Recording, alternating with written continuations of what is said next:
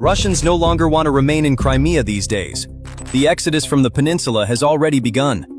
Following the successive attacks that occurred between June 19th and 21st, Crimean residents rushed to hastily pack their belongings. Here is one example of this situation from recent days. Russian citizens filling the train stations to leave Crimea have started questioning why they are even there. Yes, they are at the train stations. God, why am I here? I want to go back to Moscow. I want to go back to Moscow. This is because the Kerch Bridge was closed to traffic again for several hours following the recent attacks. The 4 S-400 radar installations responsible for defending the bridge, along with 2 Pantsir air defense systems, were successfully struck. This strike may have left the Russians with very little remaining operational window to safely use Crimea's most critical transportation artery. In the aftermath, Russian civilians were forced to wait up to 9 hours for the bridge to reopen to traffic.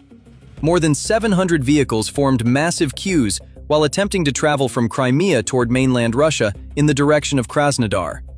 It is claimed that waiting times at manual control points for crossing the bridge exceeded 2 hours. In other words, Russians are panicked enough to endure hours on the road just to flee from Crimea to Krasnodar. Ferry services are being canceled one by one. During this period, 3 maritime vessels, including the Panagia ferry, were reportedly attacked. These ferries are among the vessels transporting military munitions and supplies to Crimea, primarily missiles and launch containers for S-300 and S-400 air defense systems. Consequently, the sea routes for leaving the peninsula have also been closed.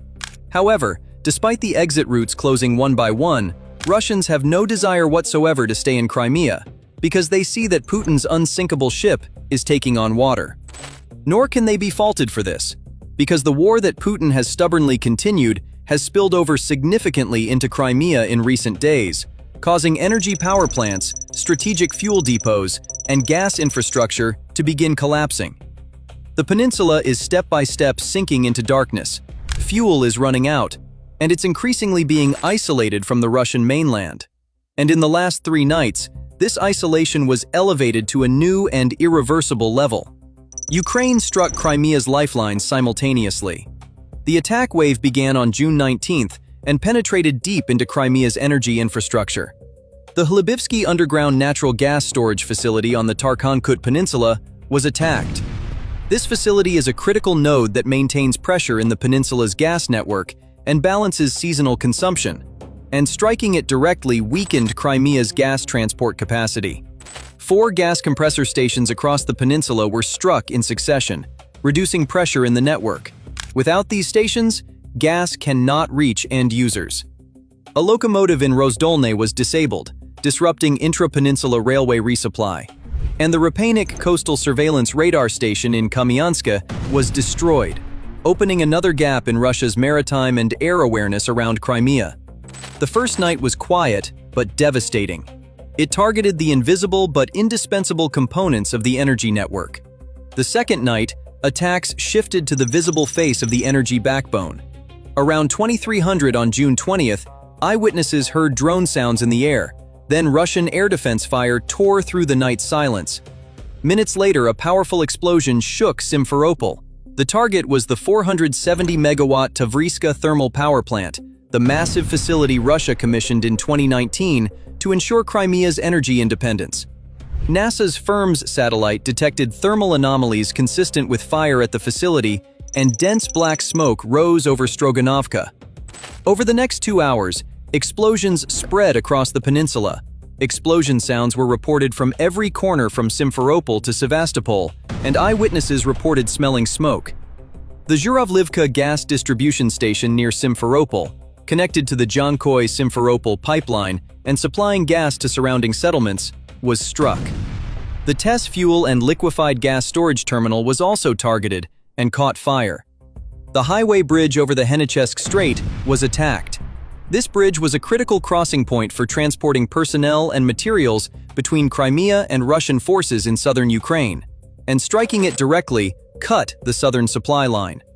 The second night differed from the first. This time targets were large and visible, and power outages began across the peninsula. The third night was the heaviest blow.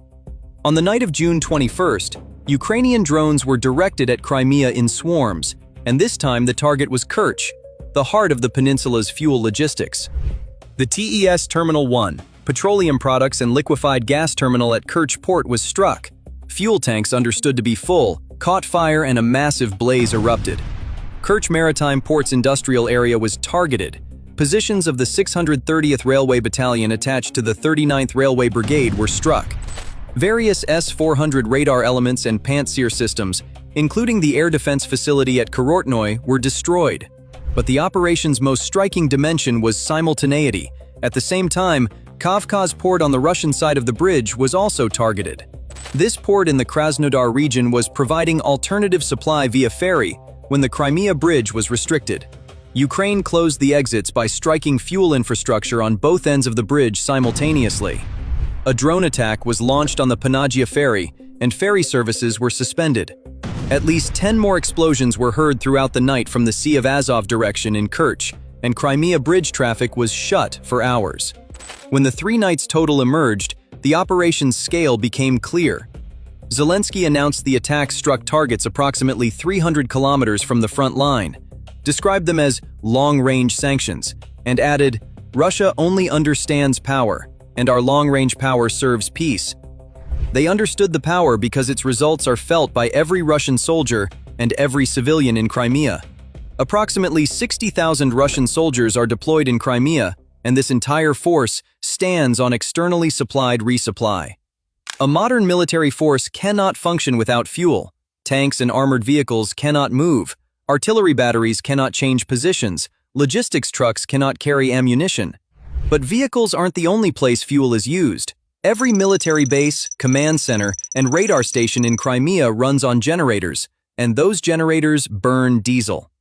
S-400 air defense system radars require uninterrupted power. If the radar goes off, air defense goes blind. Communications networks, drone control centers, and intelligence monitoring systems are dependent on electricity. After 3 nights, the main arteries of fuel flow were cut, and diesel to feed generators also became scarce. The result is a combined crisis: vehicles immobile, radars under threat, and the command control chain weakening. The destruction of 4 S-400 radars and 2 Pantsir systems opened serious gaps in Crimea's air shield, and this creates a vicious cycle. As defense weakens, Ukraine's next attack becomes easier. The Black Sea Fleet's situation is also critical. Atesh Resistance Movement reported the fleet command has developed a plan to relocate from Sevastopol to Novorossiysk. Magyar clearly identified this as a target. They plan to create conditions making it difficult for Russian military personnel to remain in Crimea. The Ukrainian Defense Ministry formalized this strategy as the Logistics Lockdown Program and allocated an additional $115 million to scale medium-range strike capacity. Military collapse swallowed civilian life too. This crisis is the most severe fuel crisis the peninsula has seen since the 2014 annexation. In late May, authorities had launched a weekly 20-liter gasoline coupon system. Coupons sold out the moment they were published on the official Telegram channel, and drivers waited in line for hours. After 3 nights, Aksionov completely halted all fuel sales at 9 a.m. on June 21st, cash, transfer, and coupon included, for individuals and legal entities. Remaining fuel was reserved only for public services and security forces. Black market gasoline prices rose to 4 times the normal price. Authorities were forced to open an emergency hotline for stranded tourists. Kremlin spokesperson Peskov, with rare openness, acknowledged the crisis and said, "Measures are being taken." But war bloggers criticized the army harshly. They failed to anticipate the attacks, and the response was slow. The energy crisis is not limited to fuel. Following the strike on Tavriska thermal power plant, outages began in Crimea's northwest, central, and southern coastal electricity zones. Rolling blackouts were implemented in Sevastopol. The 129-megawatt mobile gas turbine plant in the Balaklava district was activated urgently, but proved insufficient. An electrical failure in Jankoy also hit water supply. Water began being given in 2-hour intervals. Power outages were also experienced in Armyansk, Alushta, and Krasnoperekopsk. All of this is happening in 30-degree heat. An advisor to occupation authorities suggested the public turn off air conditioning and unnecessary electrical appliances. Transportation also collapsed. Ferry services were suspended, and truck drivers were forced to use the land corridor hundreds of kilometers longer via Rostov, Taganrog, Mariupol, and Melitopol to reach Crimea. But that corridor is also within Ukraine's drone range. A Ukrainian commander described striking fuel trucks on the highway as hunting partridge in open field. 650 vehicles were stranded on the Crimea Bridge for hours, and only a maximum of 100 liters of gasoline can be transported per vehicle across the bridge. The commuter train journey from Armyansk to Simferopol extended to 8 hours, and the tourism season, Crimea's economic lifeline, collapsed. Tour companies reported 80% of June reservations were canceled. On social media, Russians are warning each other. If you're planning a holiday in Crimea, return your tickets. Leave before the trap closes. The trap is closing, and Russia cannot stop it. It's running air defense, mobilizing mobile fire teams, and claiming 239 drones shot down. But the hits are real, and the results are evident. Russia's defense efforts are falling short because the problem is not tactical, but structural. Ukraine sends hundreds of drones simultaneously from different directions, and air defense systems are saturated by being forced to track dozens of targets at once. Some drones are shot down, but those that aren't strike critical infrastructure, and every successful hit makes the next one easier. Air defense elements destroyed during these 3 nights opened gaps in Crimea's shield that are difficult to reverse. As one analyst noted, air defense in Kerch had weakened so much that the attack on the oil terminal succeeded. It's also worth remembering there's a bridge in Kerch, and that bridge's defense thins by the day. Moreover, technological asymmetry works against Russia. Ukraine's long-range drones fly at low altitude with minimal radar signatures. Russia's large systems like S-300 and S-400 were designed for high-altitude missile and aircraft threats and struggle to detect small, low-flying drone swarms. Fiber optic cable models completely bypass electronic warfare systems. When there's no signal, there's nothing to jam. And Russia's efforts to close this gap are falling short. OSINT analysts detected on June 19th that Russian mobile fire teams began escorting fuel tankers in Crimea. Protection is needed, but there aren't enough teams to provide it. Air defense capacity is limited, and priority goes to the front. Crimea was built on the assumption of a safe rear, but Ukraine's growing strike capacity collapsed that assumption. Will Russia protect a bridge, the port, the power plant, or the gas infrastructure? It cannot protect all of them at once, and Ukraine is striking all of them at once. But these strikes are not random. They're the final phase of a strategy that has been built for years, systematically isolating Crimea. This strategy's origins date back to the 2023 counteroffensive. That summer, Ukrainian tanks advanced south, trying to break Russia's land bridge, the highway and railway corridor connecting Crimea to the Russian mainland. The offensive failed. Russian minefields, heavy artillery fire, and lack of air superiority stopped the advance. But in 2026, the tables turned. Drones are doing what tanks couldn't. According to Kiev Post's analysis, Ukraine is now rendering the land bridge unusable with drones, rather than physically breaking it. Former U.S. European Forces Commander General Ben Hodges summarized the strategy. First, isolate the peninsula, cut the road to Jankoy, and destroy the bridge. Then make it impossible for Russian forces to stay. And isolation advances in 3 dimensions. At sea, Ukraine's unmanned naval vehicles have been active around Crimea since 2023. Approximately 30% of the Black Sea Fleet was sunk or heavily damaged, and the remainder was forced to shelter in Novorossiysk. Ferry traffic in the Kerch Strait is under constant threat, and with Panagia being struck, the last safe sea route also closed. On land, the Azov Battalion declared it has taken control of highways in southern Ukraine with drones. The land corridor has become the road of burning fuel trucks. In the air, Ukraine's systematic attacks on air defense elements are thinning Crimea's shield, and every successful strike opens the way for the next attack. And the Crimea Bridge itself is also gradually deteriorating. In October 2022, a truck bomb collapsed 2 sections of the bridge, requiring months of repair. In July 2023, naval drones closed structural damage. In June 2025, underwater explosives were used. In 2026, heavy vehicle transit across the bridge was banned, and fuel transport was halted for security reasons. The bridge is standing, but its capacity decreases with every attack. Putin opened the bridge in 2018 as a symbol, connecting Crimea to Russia forever. Now that symbol represents the erosion of Russia's capacity to hold Crimea with every closure. Defense Minister Fedorov summarized the formula simply when announcing the logistics lockdown program. The enemy will not feel safe even far from the front. And next-generation AI-guided drones make this formula even more devastating. In the final phase, AI takes over targeting and locks onto the target regardless of electronic warfare or signal disruption. Crimea's isolation is no longer a plan, but a process, and the process is accelerating. The person who explains this best is the commander running that process. Ukrainian Unmanned Systems Forces Commander Madyar shared not a prophecy, but an operational intent statement about Crimea. Crimea will destroy Moscow. Putin will hold the peninsula to the end because Crimea is Russia's greatest war prize. But according to Madyar, this very obsession is Russia's trap. Every resource spent holding the peninsula is pulled from the front. Every repair weakens defense somewhere else. And every day, Crimea's cost exceeds its strategic value a little more. In Madyar's words, things will never go back to the way they were. And the more resources Russia spends, the heavier the collapse will be. Putin once described Crimea as an unsinkable aircraft carrier. Now that aircraft carrier has run out of fuel. And on Russia's side, the first signs of panic are appearing.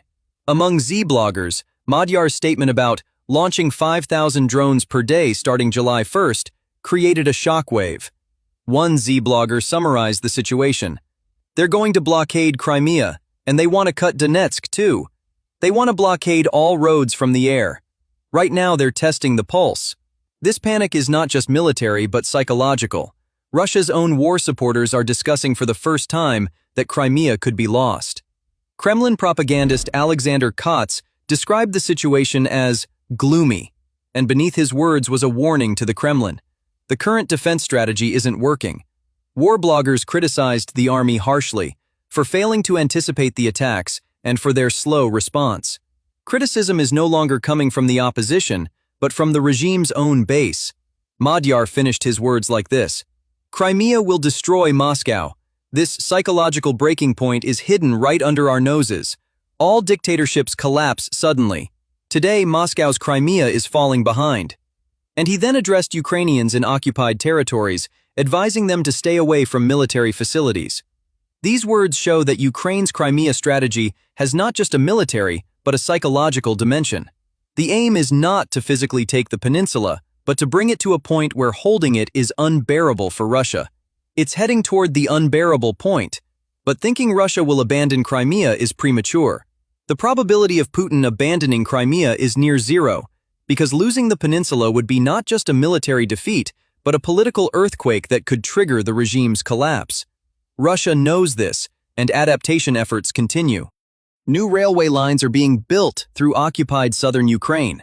Alternative resupply routes via Rostov through Mariupol and Melitopol are being developed. Air logistics came online. Aircraft and helicopters are transporting emergency materials. Expensive and risky, but possible. Russia's repair capacity cannot be underestimated. The Kerch Bridge is still standing despite 3 major attacks since 2022 and was reopened to traffic every time. Crimea's complete isolation has not yet occurred. Ukraine is advancing step by step, but Russia is also responding to every step. Ukraine's capacity to sustain this campaign must also be questioned. Every drone operation requires intelligence, planning, and resources. Launching hundreds of drones over 3 nights is an enormous logistics effort, and this effort is pulled from resources that could be used elsewhere at the front. Russia also has retaliation capacity. Russian attacks against Ukraine's energy infrastructure continue, and Ukraine's own electrical grid is under pressure. War is not one-sided, and Russia still has cards. How realistic do you think those cards are? Share your thoughts in the comments. We will continue to follow these developments. Subscribe to the Geo Network. Thank you for watching.